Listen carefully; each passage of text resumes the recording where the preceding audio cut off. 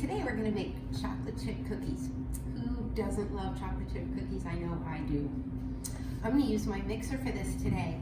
I don't know if you have one of these KitchenAid stand mixers at home, but we're going to use the paddle for this recipe. If you don't have a stand mixer, you can use your handy dandy hand mixer, or you can actually do it with a whisk and a fork too. But today we're going to use the mixer. I put my paddle on there. I have all my ingredients already and my recipe, very important part of this. I have already measured my ingredients pretty much, and I'm going to add them in, so I'm going to walk you through. First thing, really important that your butter is room temperature. So I'm going to put my room temperature butter in that mixer.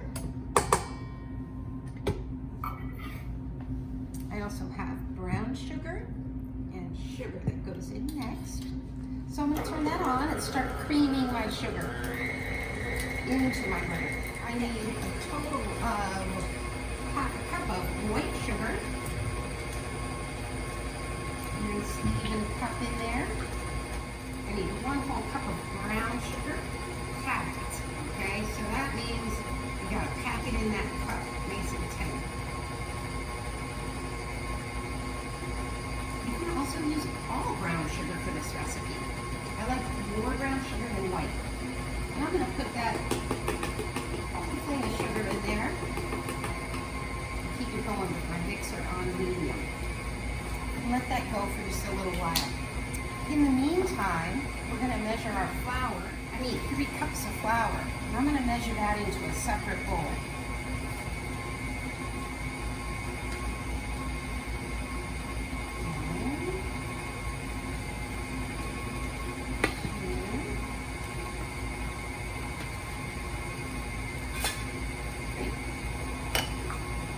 Alright, my butter and sugar creaming really nicely.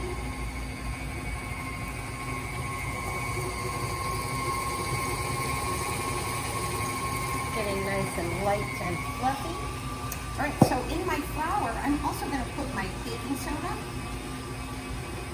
A teaspoon of that. And half a teaspoon of salt. Salt's important in this. We use unsalted butter, so you definitely want to put some salt. Even if you use salted butter, use a little bit of salt. So what I like to do is mix my dry ingredients together a little bit before I add it to my dough. I stir that baking soda and salt into the flour. Get it mixed just a little bit. Okay, since my butter's ready, I'm going to start adding eggs. I have 2 eggs. I'm going to add them one by one. Now after each egg, I'm going to let it mix for about a minute.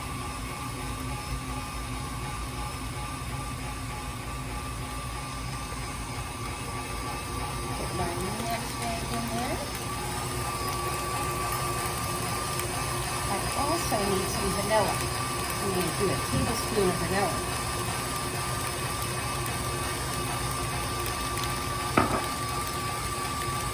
And put that in there. Now, at this point, I want to stop the mixer and scrape down the sides. Very important. Most recipes you have to do this with. These mixers are great, but the stuff gets stuck on the sides, so you got to get in there and you got to clean it off and mix it again. All right, we've got everything except our dry ingredients in there. It's starting to look like cookie dough now, for sure. And it smells good from that vanilla. All right, so I have my dry ingredients that I've already pre-measured. And once that looks like it's mixed good, it's starting to look like cookie dough, I'm going to put my dry ingredients in there. 3 cups of flour, teaspoon of baking soda, and a half a teaspoon of salt. Turn it on real low to start, unless you like flour on it. Sometimes it's fun. The recipe calls for a cup of chocolate chips. So just about when my flour is mixed in there, I'm going to add my chocolate chips. You know, I really like chocolate chips, so I'm just going to put all of those in there. And just give it one more good mix. Check it out. Okay, so the cookie dough is done. I took it off the machine. You want to make sure it's mixed really good because, like I said, a lot of that stuff gets stuck on the side of the bowl and in the bottom. So when your cookie dough is done, make sure you take it and be sure it's all mixed and there's no dry ingredients down there in the bottom. So if this makes 2 dozen cookies, it may be too much for today, and maybe you shouldn't even eat that many cookies this week. What I like to do is freeze half of it, and then next weekend you can pull this out, defrost it, scoop it, and bake it. The other thing, after your cookie dough is done, it's best if it sits and rests for a little while. That gives the flour time to absorb the liquids in it, and you'll just get a little bit better cookie dough. You can even try an experiment. Bake one now, and bake one in an hour from now, and see if it's any different. All right, talk to you later. Now that our cookie dough has rested, I'm gonna scoop my cookies using this. It's 1.5 tablespoons. You can make them bigger, you can make them smaller. Just make them all the same size when you put them on the tray. I'm just gonna scoop about 6 of them on here. I'm gonna go over the top just a little because I like a good sized cookie.